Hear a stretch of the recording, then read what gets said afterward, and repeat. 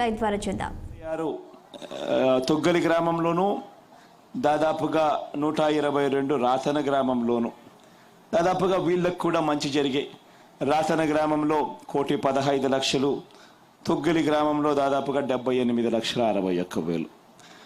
ఇదే మాదిరిగా వైఎస్ఆర్ కళ్యాణమస్తు ద్వారా కూడా తొగ్గలి గ్రామంలో 3 లక్షలు, తొగ్గలి గ్రామంలో 3 లక్షలు వైఎస్ఆర్ కళ్యాణమస్తు షాదీ తోఫా ద్వారా.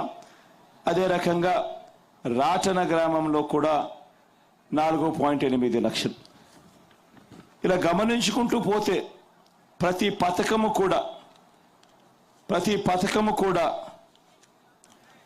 పెన్షన్ అది చెప్తా నా అవ్వలకు తాతలకు సంబంధించింది.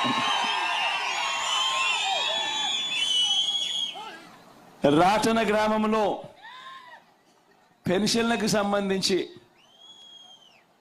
ఈ ఒక్క రాటన గ్రామంలోనే ఈ 58 నెలల్లో 7,54,00,000 ఇచ్చాం.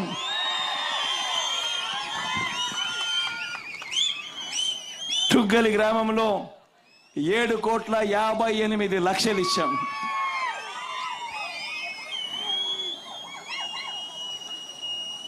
రైతులకు సంబంధించి కూడా చెప్తా.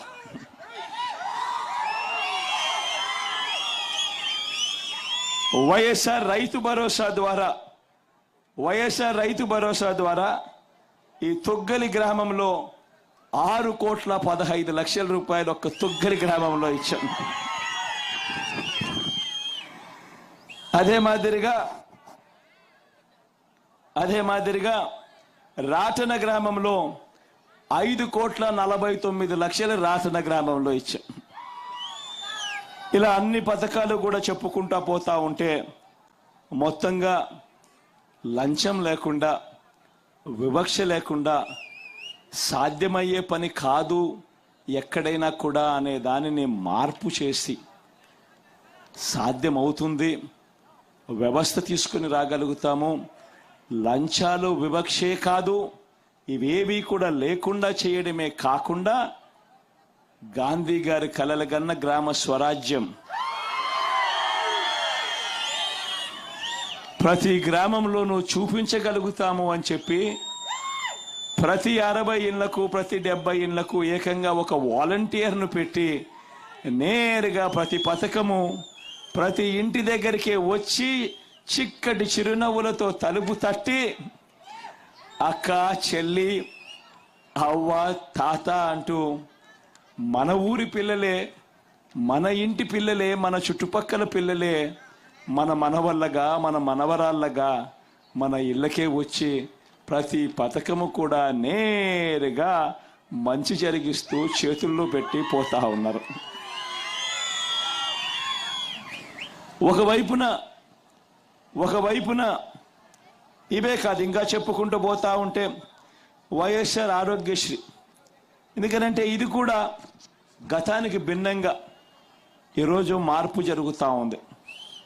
ఆరోగ్యశ్రీలో ఒక తొగ్గలి గ్రామంలో మాత్రమే తీసుకుంటే వైఎస్ఆర్ ఆరోగ్యశ్రీ, వైఎస్ఆర్ ఆరోగ్య ఆసరా, ఈ 2 పథకాల ద్వారానే దాదాపుగా 88, ఒక 10 లక్షలు, 98 లక్షలు, 1 కోటి రూపాయలు ఒక్క తొగ్గలి గ్రామంలోనే ఇక్కడ ఉన్నాయి 1,666 ఇళ్లకు మాత్రమే మంచి జరిగిస్తూ ఉచితంగా వైద్యం అందించిన పరిస్థితులు. అదే రకంగా రాతన గ్రామంలో కూడా చూస్తే కూడా ఇది కూడా దాదాపుగా 84 లక్షల రూపాయలు.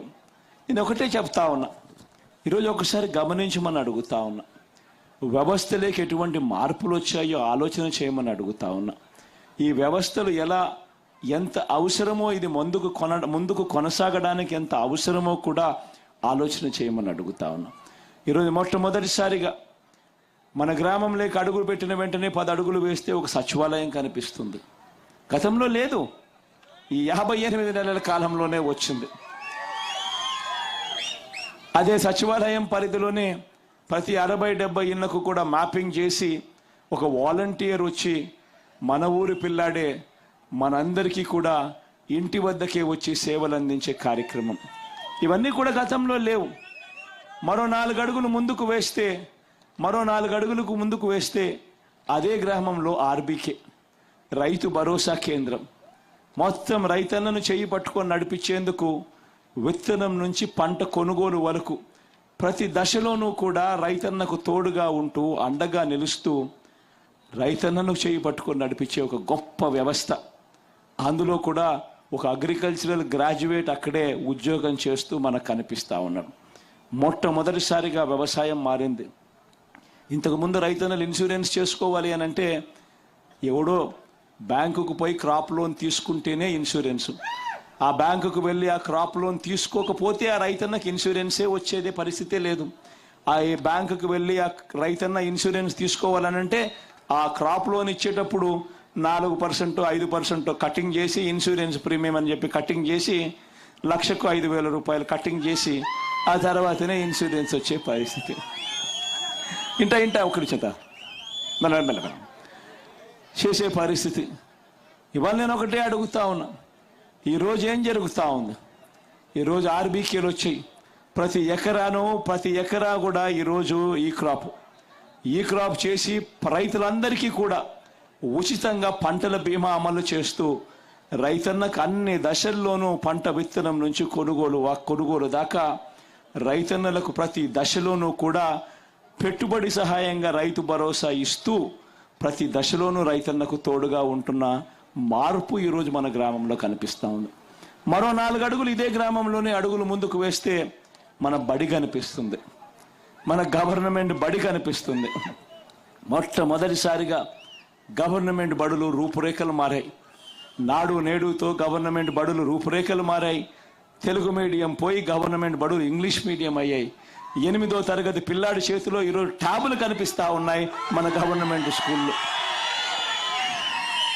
6వ తరగతి నుంచి ఆ గవర్నమెంట్ బడిలో ఉన్న క్లాస్ రూములు 6వ తరగతి నుంచే ఏకంగా ఐఎఫ్పి ప్యానెళ్లతో డిజిటల్ బోధన మన క్లాస్ రూమ్లలో ఈరోజు గవర్నమెంట్ బడులలో, పేదలు వెళ్ళే గవర్నమెంట్ బడులలో ఈరోజు డిజిటల్ బోధనతో కార్పొరేట్లు కూడా గవర్నమెంట్తో పోటీ పడాల్సిన పరిస్థితులకి గవర్నమెంట్ స్కూళ్ళు తయారయ్యే పరిస్థితులు ఈరోజు మన గ్రామంలోనే కనిపిస్తూ ఉన్నాయి. మార్పు చూడమని అడుగుతా ఉన్నా. మొట్టమొదటిసారిగా ఆరోగ్యశ్రీ పరిస్థితి చూస్తే ప్రజలు ఏ ఒక్కరూ కూడా అప్పుల పాలు కాకుండా వైద్యం అందే దిశగా అడుగులు పడ్డాయి. 4 అడుగులు వేస్తే విలేజ్ క్లినిక్ మన గ్రామంలోనే కనిపిస్తూ ఉంది. అక్కడే విలేజ్ క్లినిక్ ఫ్యామిలీ డాక్టర్ కాన్సెప్ట్తో అనుసంధానం. మొట్టమొదటిసారిగా ప్రతి 15 రోజులకు ఒకసారి డాక్టర్ వస్తూ ఉన్నాడు విలేజ్ క్లినిక్లో కూర్చొని ఈరోజు వైద్యం అందిస్తూ ఉన్నాడు. ఆరోగ్య సురక్ష అనే కార్యక్రమం ప్రతి 6 నెలలకు ఒకసారి జరుగుతూ ఉంది. ప్రతి ఇంటిని జల్లడబడతా ఉన్నారు, ప్రతి ఇంట్లోనూ టెస్టులు చేస్తూ ఉన్నారు, ప్రతి ఇంట్లోనూ ఉచితంగా మందులు ఇచ్చే కార్యక్రమం జరుగుతూ ఉంది. ఆరోగ్యశ్రీ పరిధిని 1000 ప్రొసీజర్ల నుంచి 3,300 ప్రొసీజర్లకు పెంచాం. ఆరోగ్యశ్రీ కార్డు లిమిట్స్ ఏకంగా 25 లక్షల దాకా ఉచితంగా వైద్యాన్ని తీసుకొని పోయాం. ఎప్పుడు చూడని విధంగా మన గ్రామంలోనే ఈరోజు మనకు మందులు ఇస్తూ అన్ని రకాలుగా తోడుగా ఉంటూ విలేజ్ క్లినిక్లు మన గ్రామంలోనే దర్శనం అవుతా ఉన్నాయి.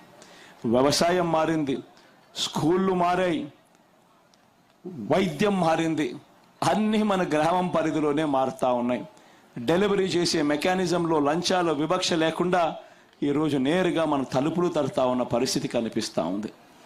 ఆలోచన చేయమని అడుగుతా ఉన్నా. ఇలాంటి మార్పులు, ఇలాంటి పరిస్థితులు గతానికి భిన్నంగా ఈరోజు జరుగుతూ ఉన్నాయి.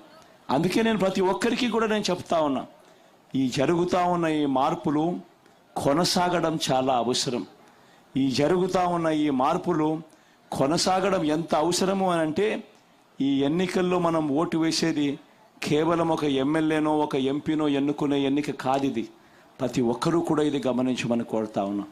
ఈ ఎన్నికల్లో మనం వేసే ఓటు జరుగుతూ ఉన్న ఈ మార్పును కొనసాగించడం కోసం వేస్తూ ఉన్నాం.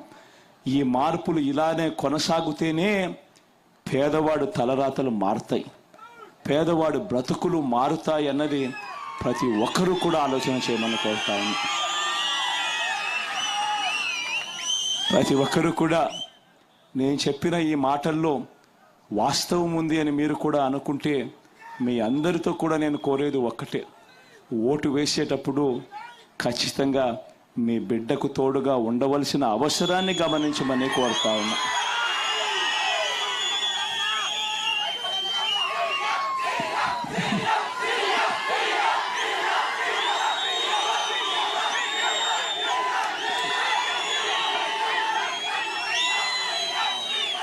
ఇక జరుగుతూ ఉన్నాయి ఈ కార్యక్రమంలో. ఎవరైనా మాట్లాడాలనుకునే వాళ్ళకు మైకు మీ దాకా మీకే ఇస్తా మైకు. మీరిచ్చే సూచనలు సలహాలు ఏవైనా ఉంటే తీసుకునేదానికి నేను సిద్ధంగానే ఉండా. మీరిచ్చే సలహాలు సూచనలు కూడా మరింత మెరుగ్గా ఏదైనా చేయడానికి ఉపయోగపడితే తప్పకుండా తీసుకునే దానికి సిద్ధంగా ఉండాలని తెలియజేస్తూ, మైక్ ఎవరైనా మాట్లాడాలనుకుంటే మాట్లాడచ్చు అని మైక్ ఇస్తున్నా.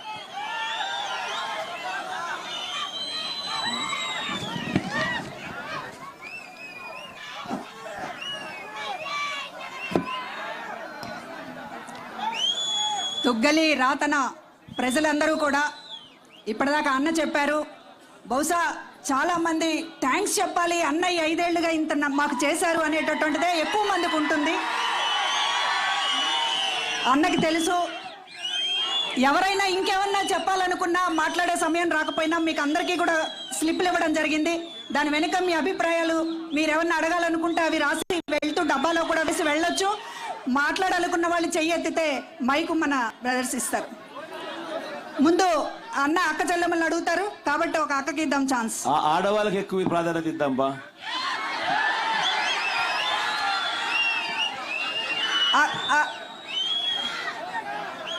అమ్మ అక్కడ మైక్ ఇవ్వండి.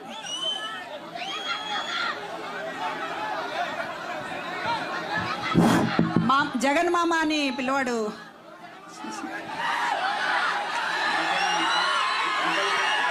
అమ్మ మాట్లాడండి, కొంచెం తొందరగా మాట్లాడండి, మైక్ తొందరగా ఇవ్వండి. మీ పేరు? జగన్ అన్న. గుడ్ ఆఫ్టర్నూన్ అన్న. నాది రాతన గ్రామము, రంగమ్మ నా పేరు. ఇంతకుముందు మేము పింఛన్ తీసుకోవాలంటే 2 రోజులు 3 రోజులు బయట ఉండేవాళ్ళము. ఇప్పుడు జగనన్న వచ్చిన తర్వాత మాకు వాలంటీర్ గారే వచ్చి 1వ తేదీ రోజే పొద్దున్నే పెన్షన్ ఇస్తారు.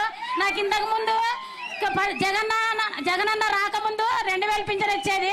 ఇప్పుడు జగనన్న వచ్చినాక 3000 పెన్షన్ వస్తుంది. ఇంతకు ముందు అయితే పర్సెంటేజ్ ప్రకారం మమ్మల్ని మా వికలాంగుల్లోనే తేడా చూపించేవాళ్ళు. ఇప్పుడు తేడా కదా, జగనన్న వచ్చినాక అందరికీ సమానంగా పెన్షన్ పంచుతున్నారు. అన్నయ్య థ్యాంక్ యూ సో మచ్ అన్నయ్య.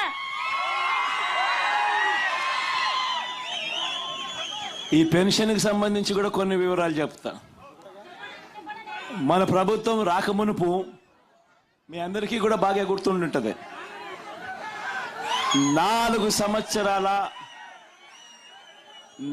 సంవత్సరాల 10 నెలలు గత పాలన, చంద్రబాబు నాయుడు గారి పాలన మీరంతా చూసి ఉంటారు.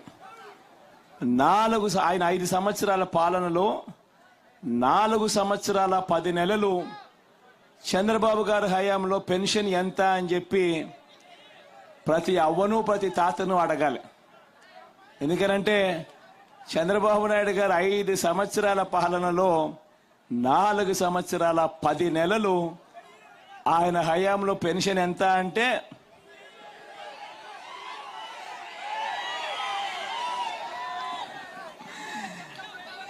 మీ బిడ్డ హయాంలో పెన్షన్ ఇవాళ ఎంత అంటే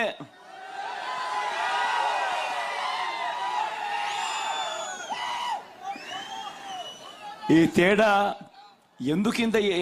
తేడా గురించి ఎందుకింతగా చెప్తున్నానో తెలుసా? కారణం ఏమిటి అని అంటే దేశంలోనే ఇలా 3000 రూపాయలు పెన్షన్ ఇస్తా ఉన్న రాష్ట్రం దేశంలోనే ఇంకొకటి లేదు.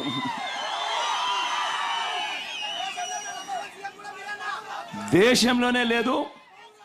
ఇంకొక విషయం కూడా తెలుసా? ఇవాళ మన రాష్ట్రంలో మనం పెన్షన్ల కోసం ఖర్చు చేస్తా ఉన్నది సంవత్సరానికి 24,000 కోట్ల రూపాయలు ఒక్క పెన్షన్ల కోసమే. మన తర్వాత మిగతా రాష్ట్రాలు ఇదే అవ్వల కోసము, ఇదే తాతల కోసము ఏ మేరకు ప్రేమ చూపిస్తా ఉన్నాయి, ఇదే అక్క చెల్లెమ్మల కోసం ఏ మేరకు ప్రేమ చూపిస్తా ఉన్నాయి పెన్షన్ల విషయంగా అని చెప్పి చూస్తే మనది 24,000 కోట్లు మనదుంటే మన తర్వాత వేరే రాష్ట్రం ఏది ఉంది అని చెప్పి చూస్తే రెండో స్థానంలో తెలంగాణ ఉంది, కేవలం 12,000 కోట్లు. ఇక మూడో స్థానం, నాలుగో స్థానం చూస్తే 8,000 కోట్లు, 6,000 కోట్లు, 4,000 కోట్లు. ఎక్కడైనా పెన్షన్ ఎంత అని చూస్తే 500, పక్కన కూడా ఒరిస్సాలో కూడా 500, ఉత్తరప్రదేశ్లో కూడా 500. కానీ ఒక్క మీ బిడ్డ ప్రభుత్వంలో మాత్రం అవ్వాతాతల మీద ఆ వితంతువులైన నా అక్క చెల్లెమ్మల మీద ఎంతటి ప్రేమ, ఎంతటి అభిమానం ఉంది అని చెప్పడానికి 66 లక్షల మందికి మనం పెన్షన్లు ఇస్తా ఉన్నాం. మనం రాకమునుపు రాష్ట్రంలో పెన్షన్ల సంఖ్య మొత్తం కలిపి 39 లక్షలు ఉంటే, మన ప్రభుత్వం వచ్చిన తర్వాత, మీ బిడ్డ ప్రభుత్వం వచ్చిన తర్వాత పెన్షన్ల సంఖ్య 66 లక్షలకు తీసుకొని పోయాం. ఈ 66 లక్షల పెన్షన్లో ఏకంగా 45 లక్షలు నా అక్క చెల్లెమ్మలు, నా అవ్వలే. 66 లక్షల్లో 45 లక్షలు నా అక్క చెల్లెమ్మలు, నా అవ్వలే. ఏకంగా 45 లక్షలు.